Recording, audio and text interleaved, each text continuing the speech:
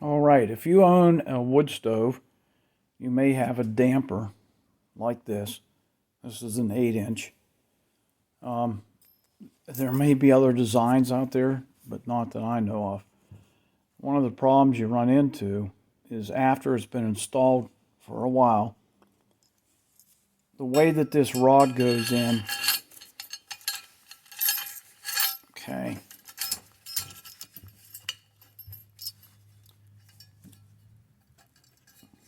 I'm having a hard time, hold on. Okay, push that up until you get to this detent.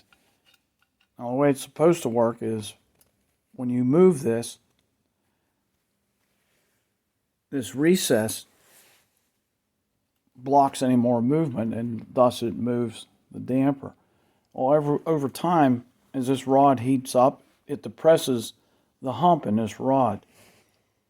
And then no matter how much you turn this, like this one's doing right now, you don't know what position this is in.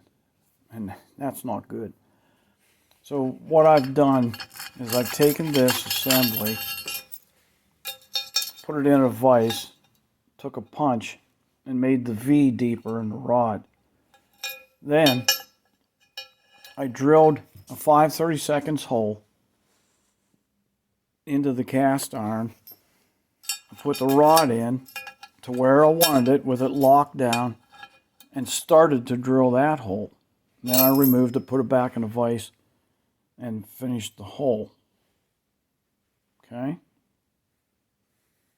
It's kind of hard to see, but it's there. There it is.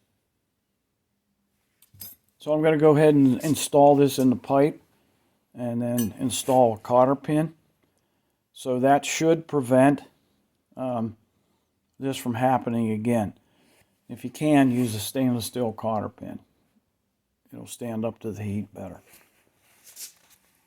All right, that's it.